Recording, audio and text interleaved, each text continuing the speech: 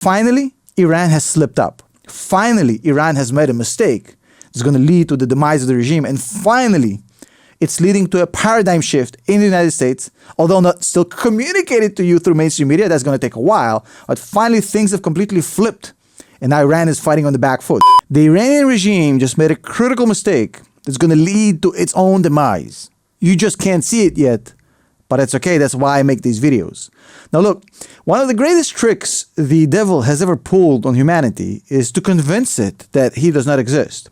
In the same manner, the new axis of evil that is vying for new world order in Europe, in Asia, in the Middle East, which is Russia, China, and Iran, have been running multiple psyops to convince you, the people in the West, that that alliance does not exist. That Ukraine has nothing to do with Gaza and nothing to do with Taiwan.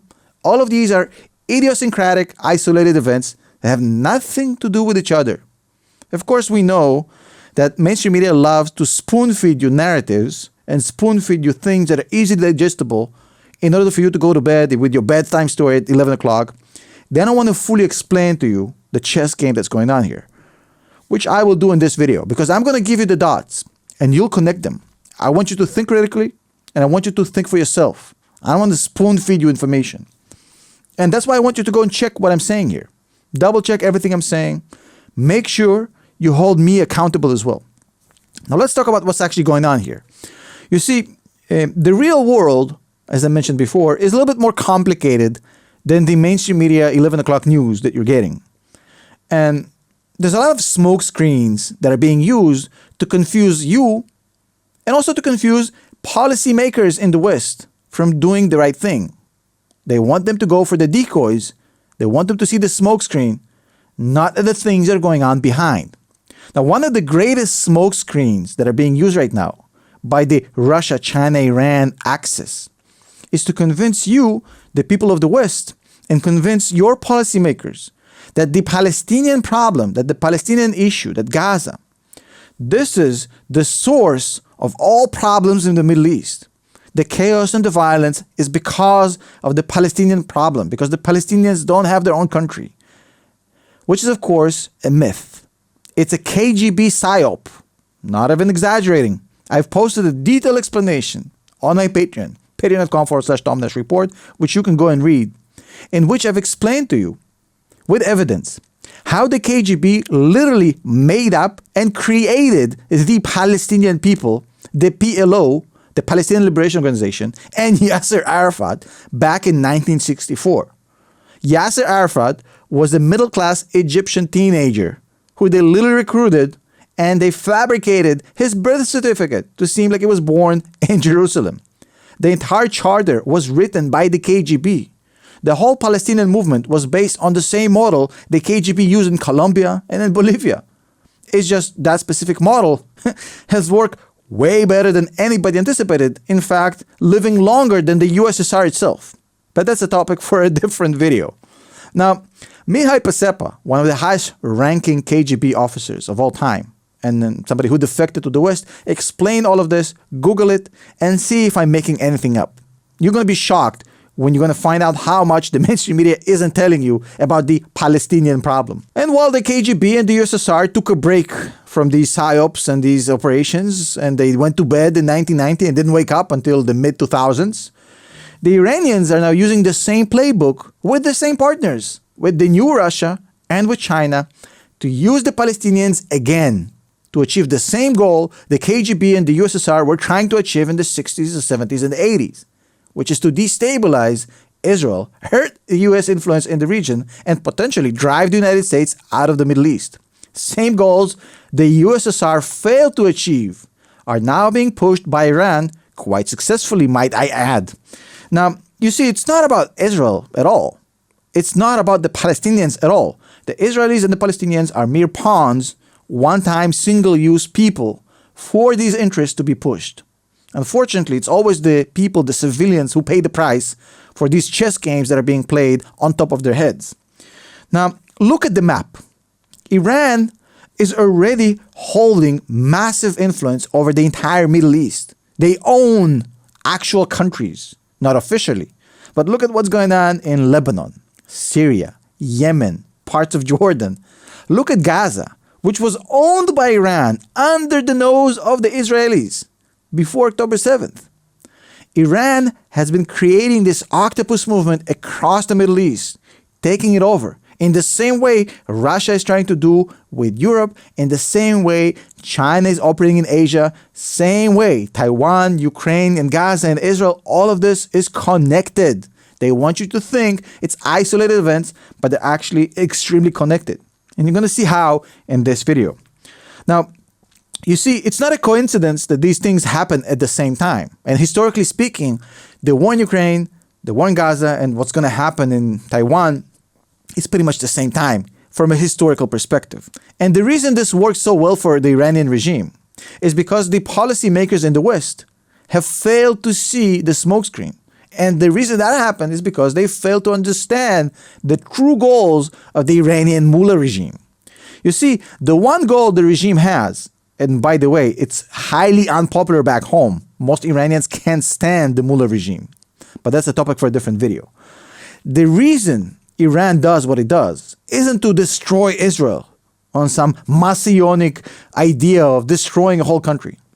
It's about survival of their regime. The one goal the mullah regime has is to survive in power. And everything they do drives that one goal. Everything they do regionally, everything they do globally, economically and militarily drives this one goal. And dominance in the Middle East serves that purpose in the best way possible for them. If they're the owner of the Middle East, it's going to be very hard to start processes to push them out. Now, everything you're going to see from Iran over the next few years, and everything you've seen from Iran over the past few years, is all a power play to dominate the Muslim world, to dominate the Middle East, to stay in power, and drive the United States out of the Middle East, because they're the only challenger that is strong enough and big enough to stand up against Iran. Now, the Trump administration have fully understood the game plan here. And for the first time, after many, many years of misunderstanding the way things work in the Middle East, the Trump administration actually used the right cure for this disease, which is the unification of anti-Iranian regional powers, bringing them together. Saudi Arabia, United Arab Emirates, Israel, Abraham Accords.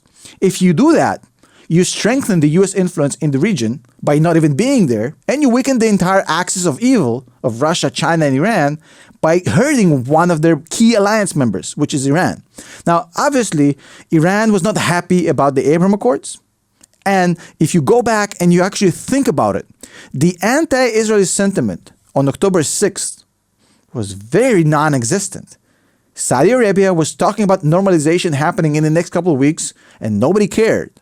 The entire anti-Israeli sentiment was fading away. And yet, one of the goals of Iran was to exactly do the opposite. The October 7th massacres that happened, that was carried out by Hamas under the instruction and operation of Iran. Hamas is nothing but a proxy of Iran at this point. Had two goals that were completely interchangeable. Iran had to stop, how to counter the unification of all these regional powers against it in the Middle East. And the attack on Israel had two options in which that could happen. Option number one, you carry out the attack, the Israelis do nothing, they just take it. And then the Saudis say, well, we don't want that partner, it's too weak. The other option is that the Israelis might retaliate and retaliate harsh. And if that happens, the entire Muslim world is going to make Israel a pariah. And then the Saudis won't be able to do this deal with them, because why would they work with the Israelis when they're universally hated across the Muslim world? Now, think about it this way. Gaza, Palestinian rights, sure. How does closing the Suez Canal through another proxy, the Houthi rebels, serve the Palestinian purpose? It hurts Egypt. Egypt has no skin in this game. How does attacking Aramco, the Saudi oil producer, with the Houthi rebels as well, help the Palestinian goal? It doesn't. It hurts Saudis. So Iran is engaged in this destabilization of countries process in the Middle East, and has been doing so for years. Sometimes it's more successful in Lebanon, in Syria, in Yemen, and sometimes they're trying to hurt the economies of major regional rivals, like Egypt with its massive army and Saudi with its massive economy. This has nothing to do with Israel or the Palestinians. Now, when they pulled the Israelis into war, it was the same playbook. cause the Israelis go to war, weaken their global status, hurt their economy because this war is going to be expensive, and create an internal political divide as it always happens anytime a country goes to war.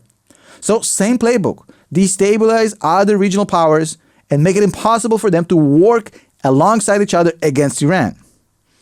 Now, I do stipulate one thing here, which is Iran was extremely successful in creating an anti-Israeli sentiment in the Arab world, in the Muslim world, 100%. I don't think we've ever seen so much anti-Israel sentiment ever. This might be the most hated Israel we've ever seen in the Muslim world, in the Arab world, including in parts of the Western world. So they were successful in creating an anti-Israeli narrative, no doubt. But the question is, did it work to stop the unification of the regional powers against it in the Middle East? Did it stop the Abraham Accords? Well, let's find out. Because if it didn't, the whole plan doesn't make any sense. You see, the failure of Western leaders to understand Iran stems from this basic understanding of Iran operating in three levels, which is the political, the economic, and the militarily. Mostly political and economic, because militarily, the last time they tried this with Iraq, it was a very unrewarding exercise, let's put it this way. And the whole idea for Iran is to create a divide in their neighborhood, in the Middle East, to divide and conquer, remove the United States from the area, eliminate the influence of Israel, keep Saudi at bay, keep Egypt at bay, and own the entire Middle East. Now, the unification of Saudi Arabia, UAE, and Israel in the Abraham Accords is not just an economic play for the economic corridor that cuts Iran out of the game with India. It's also an air defense alliance. It also is a massive cultural shift in the Arab world. It shows a lot of strength on the Israeli side as well, which also kind of reflects on how this new alliance is going to make Iran much more susceptible to pressures to remove this regime, which is ultimately the goal of the West. Now, the process was supposed to be very simple. You create a recognition, then you move on to military alliances, and then to economic cooperation. You create a whole new network, which Iran is no longer a part of. The hegemony of Iran in the Middle East goes away. It goes out the window. Whenever I hear about solving the Palestinian problem, I understand what I'm looking at. And I want you to understand as well. You're looking at a smoke screen. You're looking at something that plays right into the hands of Iran. When the Western leaders talk about solution to the Palestinian problem, a two-state solution, as a way to stop the chaos in the Middle East, they're literally going after the decoy and not after the target. They're playing into Iranian hands. The real target here is the alliance, is Iran, Russia, China. Their attempt to create a new world order in which the United States no longer calls the shots. That's the only thing they're trying to achieve. Everything else is decoys. It's noise. Now, in this respect, you have to understand that the defeat of Hamas in Gaza by the Israelis is not some Israeli narrow interest. It's a Western interest. Because you see, the pendulum, because of bad decision-making from the West, have been moving in the favor of the Irans, the Chinas, and the Russias. That whole alliance have been picking up a lot of steam because of stupid decisions from the West. And removing one of their main proxies in the Middle East by getting rid of Hamas is going to start moving the pendulum in the opposite direction, which is exactly what they need. But dealing with the Palestinian problem and appeasing Iran and trying to calm things down is working against the Western interests in the region. Because you see, while Iran was some sort of an ally when the West was trying to deal with ISIS, that whole game has changed. And yet the leaders in the West still fail to see that now it's not about ISIS. Iran has taken over. And now Iran has more guns and more angry friends and more desire to cause chaos. A lot more than ISIS ever did. And the key to stopping Iran can't be just letting Israel deal with it. It's not going to work. But finally, Iran has slipped up. Finally, Iran has made a mistake. It's going to lead to the demise of the regime. And finally, it's leading to a paradigm shift in the United States, although not still communicated to you through mainstream media. That's going to take a while. But finally, things have completely flipped. And now Iran is fighting on the back foot. Because you see, Iran have overplayed their hand. And they've overplayed it in a way that have absolutely shifted the entire policy decisions from the US side. When Iran decided to support Russia in the war in Ukraine, that was one thing. But when Iran started to block global shipping lanes and make the United States look bad, because don't forget, ever since World War II, the United States is responsible for the safety and the ability to move through shipping lanes. Once Iran took it with the Houthi rebels, they hurt at the core of the U.S. status in the world. It's a big deal. And once they went one step further and actually killed U.S. servicemen through another proxy, that's just going too far. Now the United States have realized that Iran is no longer a regional Israeli problem. Now they understand that it has to be a paradigm shift of how they deal with Iran, and finally it's happening, and you can see it by actions, not by words. I told you, in the Middle East, forget about words. Look at actions. Actions is everything. Interest is everything, not words. And I'm going to let you peek behind the curtain and see what's actually going on here.